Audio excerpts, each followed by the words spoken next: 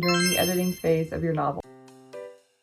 Doing their draft to edit for the new year. I've heard a lot of people do that. But how do they edit? Very tumultuous, and you feel like, what do I do now? How do I turn a pile of flaming garbage? I would say is the hardest phase of making a novel. Plot holes and the plot threads that you didn't follow through on for your future editing self. And now it is time to edit as you flow of the story, and you don't realize how it's been fucking you up. So go back, rewrite those last few sentences and see if something changes for the better. Unlock your creativity as possible. You can look at your original notes for the scene on the outline. Remember what the scene's purpose is serving. You know, when does it need to end? What information do you need to convey in the scene in order for it to complete? And that will probably give you some ideas of just remembering, oh yeah, this is why I put this. You can't trust your own judgment in the editing phase, especially after a NaNoWriMo level first draft. Very analytical way. And you can no longer see the magic and the beauty of your own story. That's going to take like a long time away from it, of kind of creating anything. Insert, you know, embroidery me. You cannot trust your own brain because you just are going to think that it resembles a heaping pile of garbage.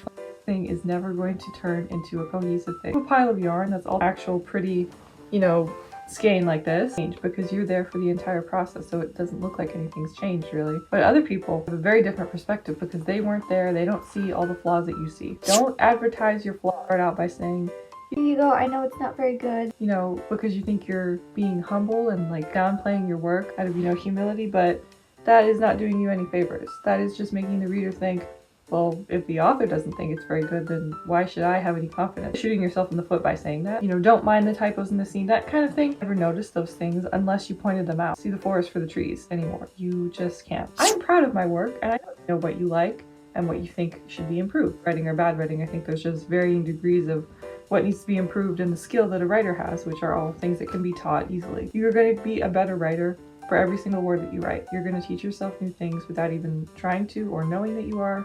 It's just inevitable. If you keep writing, you will become a better writer. That's another tangent. And just accept that you're going to want to tear your own hair out. You're going to want to stick the manuscript in a drawer and never look at it again.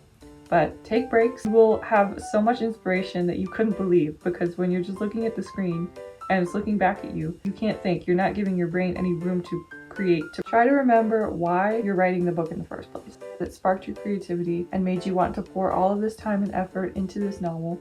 What was the end result you were hoping to achieve? The effect you want to have on your reader? Recognize your progress. Put the words to the page, let alone 50,000 words to the page, let alone finishing a draft, let alone editing that draft. So you have to be extremely proud of yourself because you are an extremely small percentage of the population that's actually managed this. And when do you know when a draft is done? The answer is truly you don't.